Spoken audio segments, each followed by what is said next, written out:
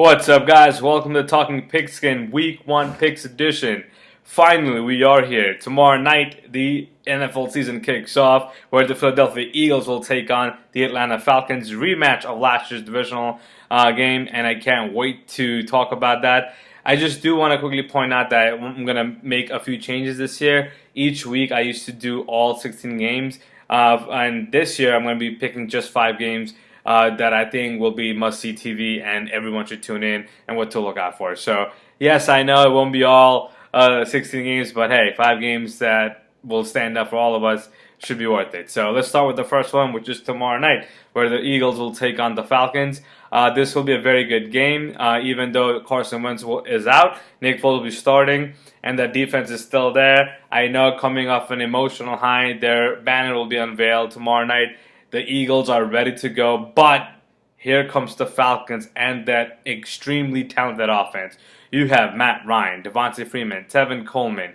You got Julio Jones. Now they drafted Calvin Ridley, Austin Hooper at tight end. This team is loaded offensively. Defensively, Dan Quinn has them coached up. They will be just fine. This will be a very good game.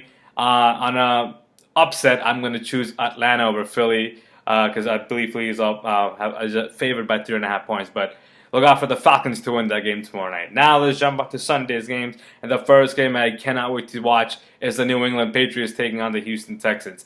Yes, it's the return of Deshaun Watson for Texans as well as J.J. Watt. But can they travel to Foxborough and upset the big bad Patriots? Last year they faced each other and it was a great game to watch. At the end, if you can recall, Brady hooked up with Brandon Cooks to win that game. Brady won't have Edelman for the first 4 games, but he will have Gronkowski. He will have Jeremy Hill and Sony Michel at the backfield. So he will be using them quite a lot because on the outside you got Hogan, and I'm not even sure who the other receivers, but it doesn't matter. It's the Patriots. They will plug someone in. Defensively, they're just fine. I think they're the best front 7 to date in New England, so the addition of Aiden Claiborne, who's a former Falcon, I think that helps them a lot. So I expect a great game, but I think New England comes out on top in this game. Next game I have is the Minnesota Vikings taking on the San Francisco 49ers.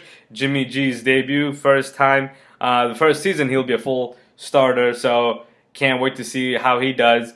I don't like his chances traveling to Minneapolis to take on that Vikings defense. They're going to be locked and loaded, ready to go. Now they added Kirk Cousins as a quarterback. That team just only upgraded from last year. I believe this team has a very high ceiling and they can go far. And San Francisco, sure, Jimmy G is the key player here, but he doesn't have a lot of weapons to work with. You have Marquise Goodwin, you have Pierre Garçon.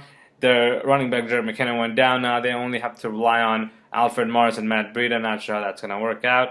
Defensively, they have Richard Sherman. Let's see how much he has left in the tank. But in a very close game, I think Vikings will come out on top. Then we have the doubleheader on Monday night. We have the LA Rams taking on the Oakland Raiders. Now, this is going to be a chess match on the offense side of the ball. Defensively, I don't know what the Raiders have. Trading away Khalil Mack was, I don't even know how to put it to words. That was unreal. Granted, they drafted 3 defensive tackles in the 2018 draft, but that doesn't mean that they're going to become Khalil Mack overnight. You can't replace a player in that caliber. But with all that being said, they have the offense. John Gruden is going to call a West Coast offense play all game long. You're going to see Derek Carr flinging it to Jordy Nelson, flinging it to Amari Cooper.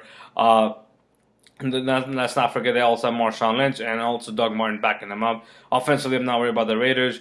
But here comes the Rams, who's defensively is one of the most talented rosters you have in modern-day era. You have Ndamukong Suh, Aaron Donald.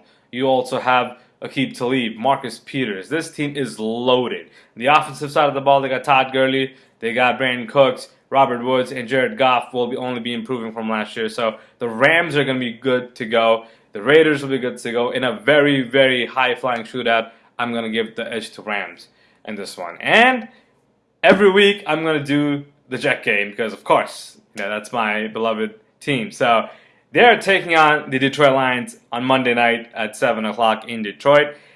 This is going to be a fun game to watch. Sam Darnold makes his debut. He's the first QB under the age of 21 and few days. He's the youngest QB to ever play in the game in the since the merger. So I can't wait to see what he has to offer. Very excited for this Jet offense because it's a bunch of unknowns. You have Bilal Powell returning. You have Robbie Anderson and Jermaine Kearse returning. But as a whole, with Sam Darnold, I don't know how they're going to gel, but can't wait to find out. Defensively, they only improved that secondary with Tremaine Johnson coming from the Rams, and they also have Leonard Williams in the up front, so they're going to have a good defense. But going against Detroit, I also predicted that in preview videos that Detroit will take a step back this year. I believe they're not going to be as good as previous years. Matt Patricia's taking over. The defensive side of the ball should be good, but offensively, I don't think Stafford does well. And if the Jets can keep the run game in check for him, Stafford will have a hard time playing. And I'm picking the Jets to win this game in an upset. So I have two upsets. I have the Falcons and the Jets, and I have a lock, and that is the Minnesota Vikings. So there you go. That's my Week 1 picks. Only 5 games. I know it's not all the games, but I'm sure these 5 games will be amazing to watch. So let me know what you guys think. Like, subscribe, comment, and can't wait to see you guys for Week 2.